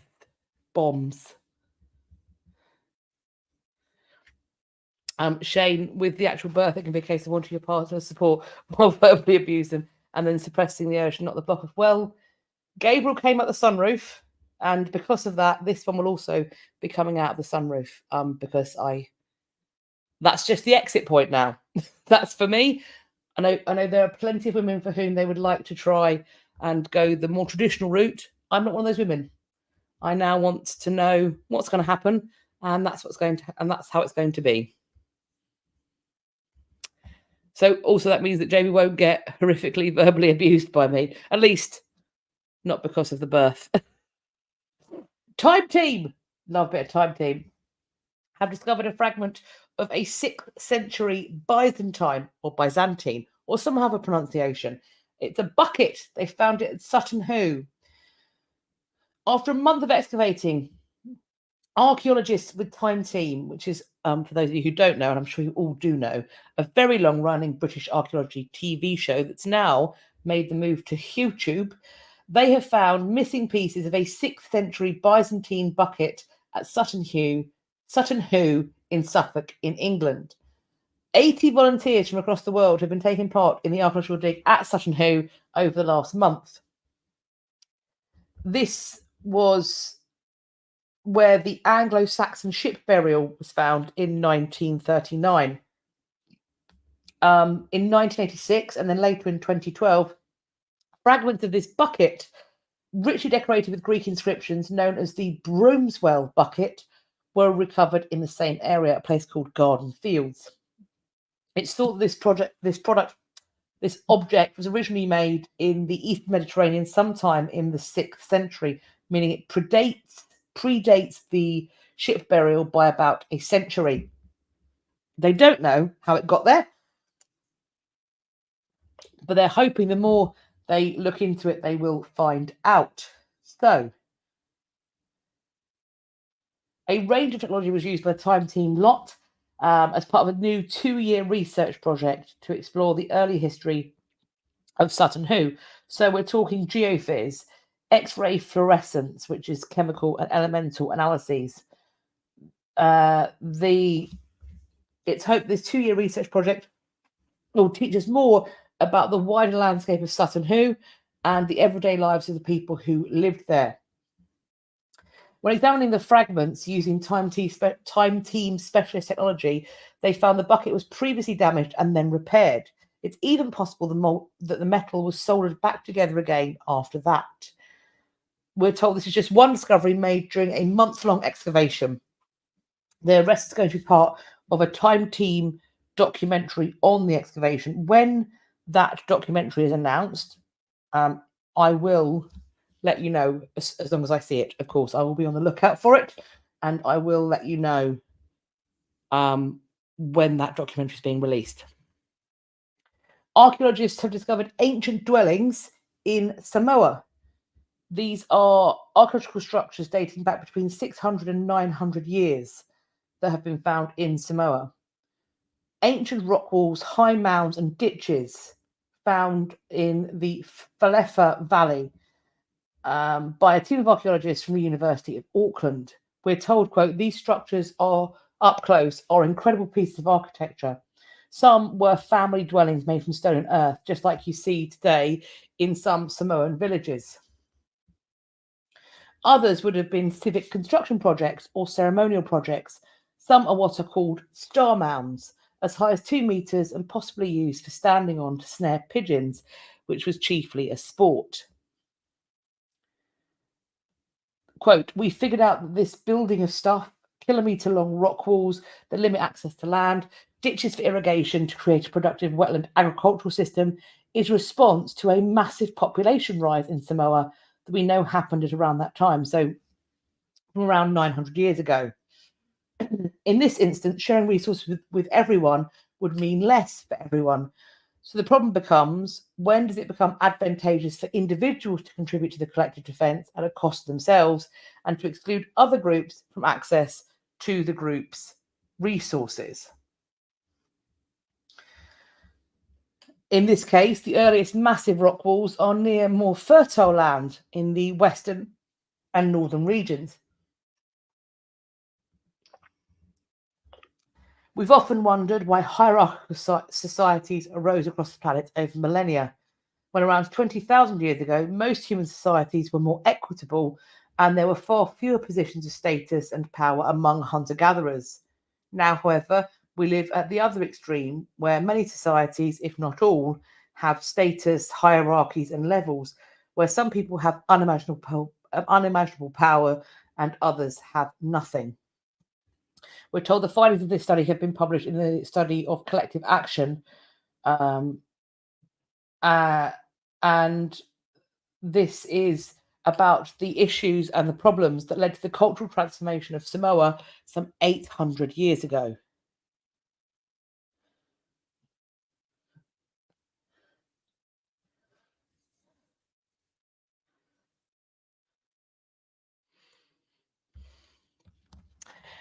A 428-year-old secret dossier has revealed Elizabeth I's network of spies.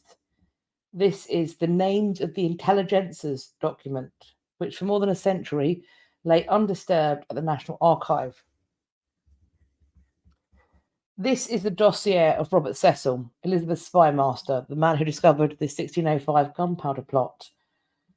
This network was so extensive that the historian Stephen Alford, who has been hunting down Elizabethan spies and reconstructing Cecil's illicit files, thinks that it was, quote, the first properly organised secret service in England. There were lots of names listed, some I recognised, people in or close to the Privy Council of Elizabeth I, and lots I didn't know. Eventually, I realised that the numbers next to names were folio numbers, and this was really a contents page. This was a light bulb moment. Continuing on. I think I was probably the first scholar to take an interest in it. The Victorians had a habit where if they came across papers that didn't make sense to them, that they were a little mysterious and couldn't be filed away in a neat, tidy way, they'd scratch their heads and stick them in a miscellaneous folder and ignore them. And that's where historians now are really finding interesting stuff. So he begins to scout the archives for any paper which looked relevant and had a little number in the corner. I just had to hope, he says, that the edges of the paper hadn't been torn. And because the manuscripts are so poorly kept for the 19th century, often stuffed into chambers in the Tower of London, rats and mice got in to some as well. Often they are stained. Sometimes you see teeth marks. It's frankly a miracle these papers survived. However, as he builds up this folio, he sees a pattern. Each is like an office file. It was on hand in Cecil's office when reports came in or to keep a record of payments made. These were, we're told, serious individuals, a lot of them international merchants who were on the payroll. It's thought he chose merchants because they travel, can read and write, speak European languages, and have networks of their own. And frankly, those kind of skill sets are what modern day secret services are looking for. That's why they go into universities and other places where people with particular gifts accumulate and are trained, and they borrow them from there. Each agent is paid to send secretly coded reports to Cecil, who then decrypts them. We're told that by modern standards, the ciphers are pretty unsophisticated. They all suggest different letters of the alphabet, or symbols, or diagrams for the king of, or the queen, or king of Spain, for example. However, Cecil was particularly worried about the possibility of a second Spanish naval attack in the 1590s. This is on the back of the Spanish Armada. And we're told there's one crew of spies, two brothers, who are keeping an eye on the Atlantic coast. They are somewhere near Biarritz. And they're looking to see if any Spanish ships are sailing in a new armada. They pretended they were shipping contraband goods between France and Spain, but actually they were going into ports and making reports on naval activity, counting ships and working out what was going on. Cecil, we are told, was running a well-funded, organised system that makes an enormous difference to how he is able to operate politically. It really gives him proper information, not haphazard news or gossip. It's the first English Secret Service. I think this is absolutely fascinating, and I do hope this will be a monograph. I look forward to reading it. Cecil has been taught, Robert Cecil has been taught at the elbow of one of the greatest politicians, government officials that's ever been created, and that's William Cecil. I don't think he was paranoid. I think that the threats against Elizabeth England, both externally and internally, were very real and very dangerous. I think that were it not for the frankly expert management, if not arguably somewhat treasonous management of the succession to the throne after Elizabeth, there could very well have been a civil war.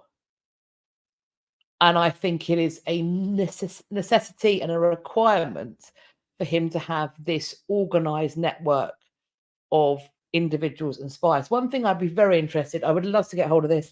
I would be very interested to see if on Robert Cecil's list are members of the Lord Chamberlain's men, later the King's men, or people connected to them,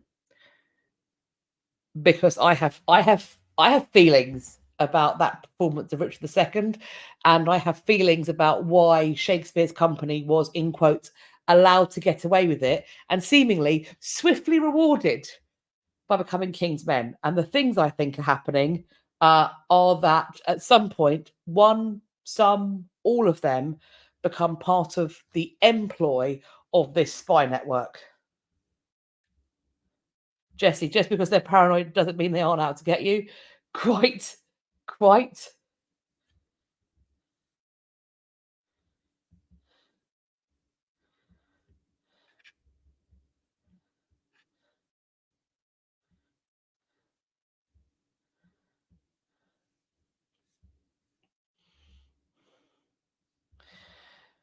Brian, the Stuart succession did eventually cause a civil war. And maybe that kind of testy environment that was allowed to bubble over into civil war and ultimately the execution of the king, one wonders if a similar spy network had been maintained, if there were a further generation of Cecils with the same aptitude as father and son. Perhaps that's another what iftery. Would we have ended up with a civil war if Charles I had had a spy master of the caliber that Elizabeth I enjoyed?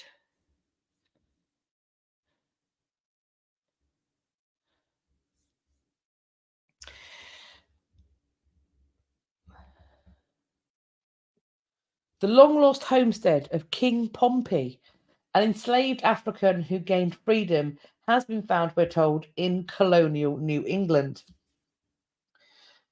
King Pompey is an 18th century enslaved West African man who resided in Massachusetts, became one of the first black landowners in colonial New England after gaining freedom.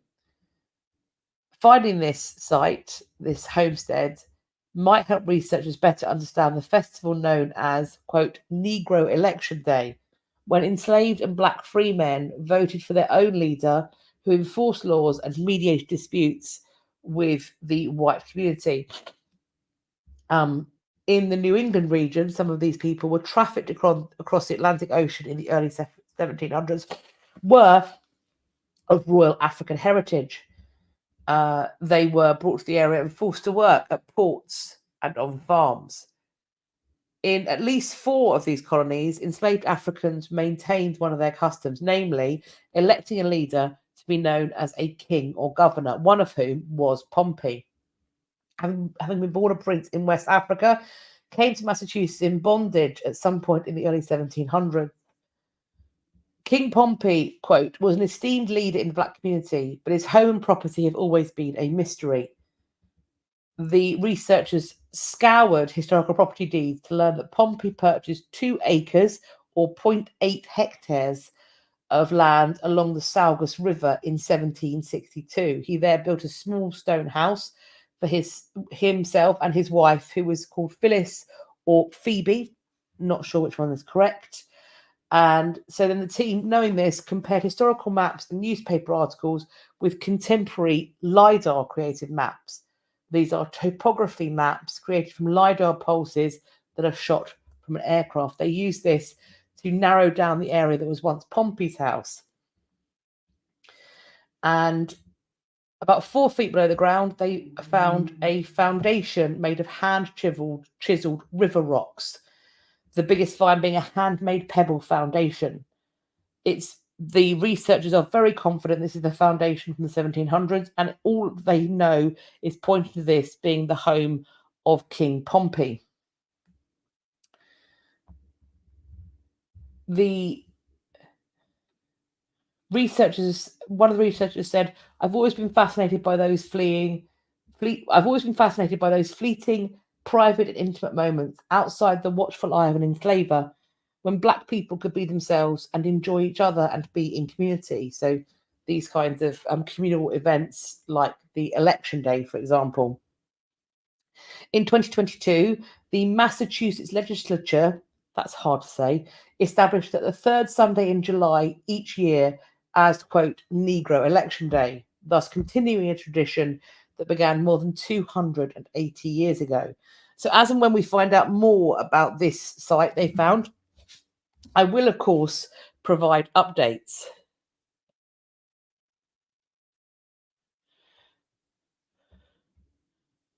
Brian points out William and Mary and the Glorious Revolution is presented as non-violent, but was it? No, it was not. It's often referred to as a bloodless revolution. It certainly wasn't bloodless in Ireland, either close to the time or in the aftermath, and it also wasn't bloodless in Scotland. Lots of blood shed there. Arguably, it's the events of the Glorious Revolution of the William of Orange and the Orange Men arguably continue to be a focus of division on and in the island of Ireland. So no, it's arguably still causing strife to this very day.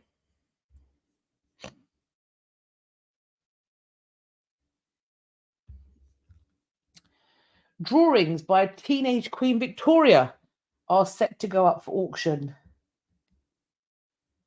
19th century drawings by teenage Queen Victoria are set to be auctioned off in London. These sketches were made when the British Queen was about 14 years old. Each of them depict a different figure on horseback. So you've got a knight, a woman, and a veiled woman. There's a 4th drawing, which is from 1838, which is the year after Victoria ascended the throne, where there is a seated woman with a crown and a sash. which may be a self-portrait, and it is inscribed by Her Majesty. Rosebery's the auction house has set an estimated price of £1,500 to £2,500. That is $1,900 or to $3,170 for the Victorian album that contains the 4 sketches, as well as works by other artists and other items of royal ephemera.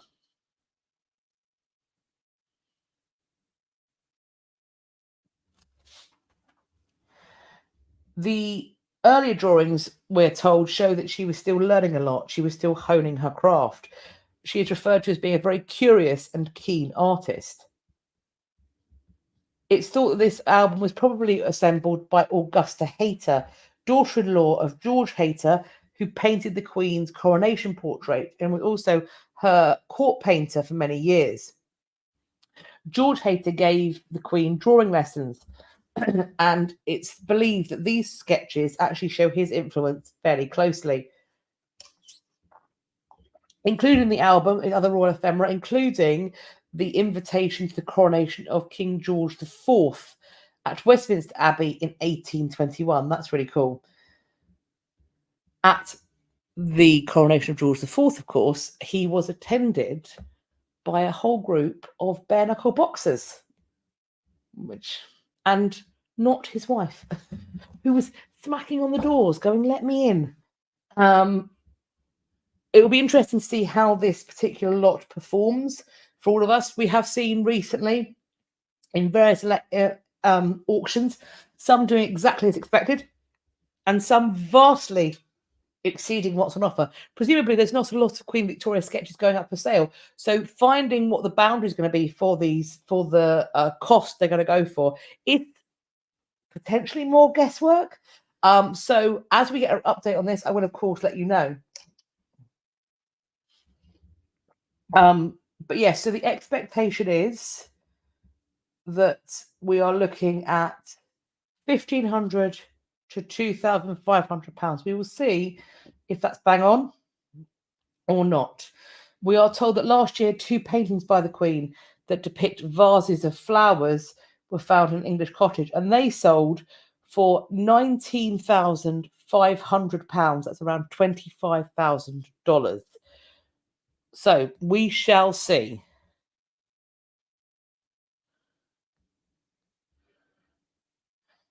This next one I've included in new news, but it is ding dong adjacent. So again, I don't know where I sit on the use of paint, powder, smoke to vandalize, damage, or arguably desecrate objects and sites of historical importance. I don't know where I stand on this, which is one of the reasons why I put it at the end of the new news and I leave it as ding dong adjacent, because I'm fully aware that there is going to be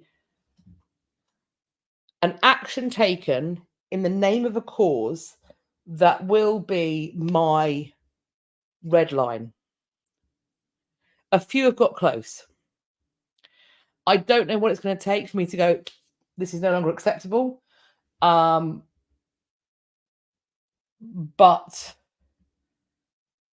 this is, again, like Stonehenge, this is getting there. An organisation which is known in English as Let's Burn Everything spilled paint down 135 Spanish steps. The protest, this is red paint that's gone down these steps, is to raise awareness about femicides in Italy. The Spanish steps have appeared in the many movie backdrops. Several activists have been detained for pouring this paint down. So they spilled the paint down this 135 steps. They dipped their hands in the paint to leave handprints on the monuments. Police then carried the protesters, who, as they were accosted, went limp from the scene. One activist shouted that 40 women had been killed in Italy since the 11th of November 2023 killing of Julia Chechkin that galvanized outrage against violence targeting women. Venice's prosecutors recently closed their investigation on her ex-boyfriend for the slaying. Charges are, however, still pending. These activists had leaflets with the names of the women who were killed this year, mostly by their partners. The steps were hosed down by sanitation workers who were able to immediately wash away the paint. There appears that there was no permanent damage. The Spanish Steps has appeared in movies, for example, like Roman Holiday, and also a more recent film, The Dead Reckoning, where Tom Cruise goes down the steps in a Fiat 500. What I am seeing with these targeted events are the materials being used and the locations being chosen are seemingly very well thought out to create maximum impact and outrage, but no lasting damage. And with causes that are so well known and so high discussed and such a global problem, like, for example, the climate crisis, but also violence against women and girls, this is not local, this is global. It's not getting better. If anything, it's getting worse. And when you have, I mean, in the British Parliament, every year, I don't know how long it's been going on, but for many years, Jess Phillips has read out the list of women murdered, women and girls murdered. I believe normally by someone they know. And at a certain point, one has to ask, when is something going to be done about this? Particularly when intervention, conviction, prosecution for domestic violence is woefully poor globally. And anything that pulls that conversation into the mainstream and puts it on the front pages again, where I believe it should be. It should be an outrage, you know. I don't think that's an understatement. I believe the statistic in the UK is that 2 women a week are killed by a partner or an ex-partner. So over the course of a year, you were looking at over 100 people. Over 100 people a year are killed by acts of violence. If every year 100 people were killed in, I don't know, an act of terror or something else, one would expect that to make front page news. Certainly, if 100 people were killed in, I can only speak for the UK, in a knife crime events, that does make the front pages. That absolutely makes the front pages. But I'm not seeing that in the press today so much when it comes to domestic violence. Thus, I don't know what the answer is, but it needs to be one.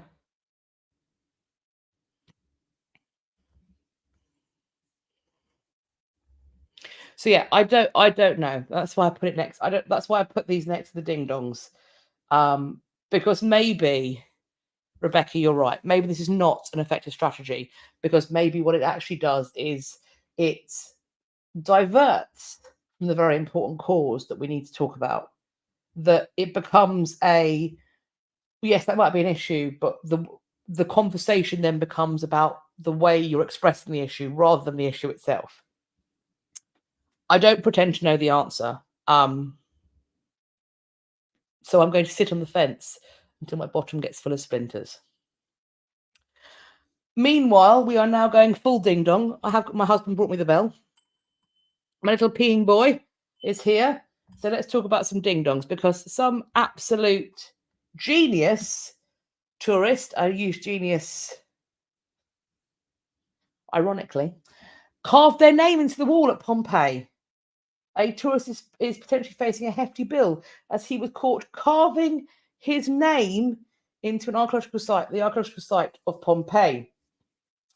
The Kazakhstani visitor was caught by security after carving the name Ali into the wall. He is now reported to police, and he's going to have to pay for any restoration. This is due to new laws in Italy. The culture minister of the country referred to it as a, quote, uncivilized and idiotic disgrace. This is a very serious act that will have to be prosecuted severely. And also, thanks to a new law that I strongly supported, the perpetrator will be forced to repay the costs of fully restoring the damage caused. This is, we're told, the latest in a long line of tourists behaving badly. We had that. We talked about the gentleman who carved his fiance's name into the Colosseum. And Ivan Dmitriev, 27, carved Ivan plus Haley, 23, into the wall of the 2,000-year-old site last month. Days after that, a Swiss teenager and her family were spoken to after she was videotaped carving her initials into the wall. A 19-year-old French girl was caught in 2023 at the Leaning Tower of Pisa carving a love heart with her initial and that of her boyfriend into the Leaning Tower of Pisa. A year earlier, an Australian tourist had to apologise when he was caught riding a moped on the outskirts of Pompeii. Two American tourists were fined €400 for throwing electric scooters down Rome's Spanish steps. Once again, Rome's Spanish steps pointed out there again.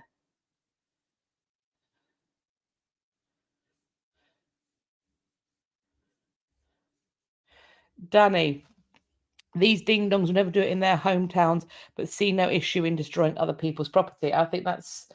And I would wager, I'm not a betting woman, but I would wager that if somebody were to do it to the important stuff in their hometown, they would be one of the first, pitchforks in hand, to be like, how dare you desecrate my stuff? How dare you?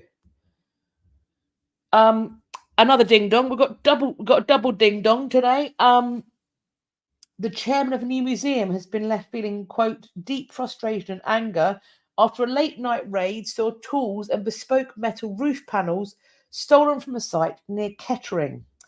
Volunteers had been refurbishing the operations hub at Grafton Underwood, a Second World War airbase, once home to the 384th Bombardment Group. The museum's project chairman believed this isolated site had been under surveillance for some time until raiders drove their van across the field, took out the security cameras, and then took metal panels that were destined to recreate Nissen huts as well as volunteers' tools. So this would have been a really interesting thing to go and visit, to experience. This is bespoke corrugated iron sheeting that was manufactured in Wales that had been generated to be used for the roofs. It was put to one side. The losses totaled today estimated at being £15,000. We're told the scrap value is worth virtually nothing. They just want money. It's greed. It's tough to take. They said we're going to have to disappear for a while. Second World War veterans returned to Grafton last year to see the progress on the museum. They say that they've got CCTV footage of the perpetrators, and there is a police investigation underway. They did steal some of the cameras, but there were cameras they did not see. They were going to have an event to mark a big VE Day anniversary. That, of course, has been completely derailed now, which is really sad. It was hoped that the Bombardment Group Museum would be housed in the operations block in which United States aircraft bombing raids were coordinated. A spokesman for Northampton Police said this happened sometime between 9 p.m. on June 19th and 9 a.m. on June 20th, when the unknown offenders gained access to the museum and, once inside, stole tools and metal sheeting. It said that anybody who's got information about this should call Northamptonshire Police on 101, and they should quote the incident number. And just in case you know, make a note of this. It's 24000364737. You can also contact the person who is in charge of this museum currently, Mr. Howarth, at 384bgmuseum, all one word, at gmail.com. If you do know something, or if you think you might know something, please do share the information. You can also make donations if you wish to support them. They have got a GoFundMe page. It's GoFundMe, and the link is 5A8DBAE7. So if you want to support them in hopefully rebuilding, maybe not in time, but close enough.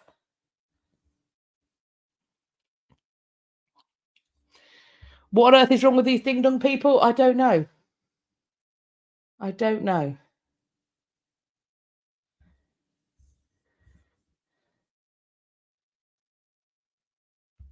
Yeah, what's wild is, as they pointed out, the scrap value of this is next to nothing. Just willful, destructive nonsense, isn't it? I've got 2 events, exhibition stuff to share with you, so let's bang on to those.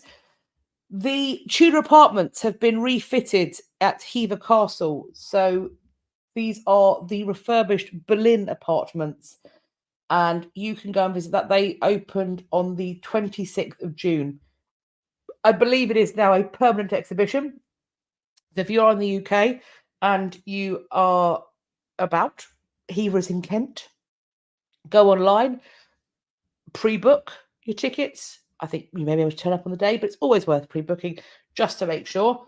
And you can go and check this out. And once I've done this baby, I might take a trip myself. We shall see. Last but by no means least, we have got, this is at various sites in the UK. A festival of archaeology is happening. This is going on between the 13th to the 28th of July. There are a whole bunch of various archaeology-related events, hands-on activities, fun for all the family, and it is at various sites in the UK. So please do check it out if you are in the UK in the sort of next weeks and so forth. And see if there's anything that wets your whistle, because there was some really cool looking stuff on there for you to check out. So that is what I have for you today. Thank you ever so much for taking the time to sit with me while we go through this live. Thank you for chatting with me in the comments. If you are watching on the playback, thank you for taking the time to watch on the playback. I am going to go and take this kicky baby, and we're going to visit the little academics room, because it's time for my bladder to get relieved. But thank you so much. If you did enjoy this, please do whack a like. Please also make sure that you are subscribed. You will notice this is a subscribers only chat, just to be safe. And if you, on top of that, make sure you're subscribed, and when you are doing so, just hit the bell icon that's beside the subscribe button, then select all. That way YouTube should notify you when I've next uploaded my premieres, but also when I'm next going live. I do tend to try and do it fortnightly on a Monday.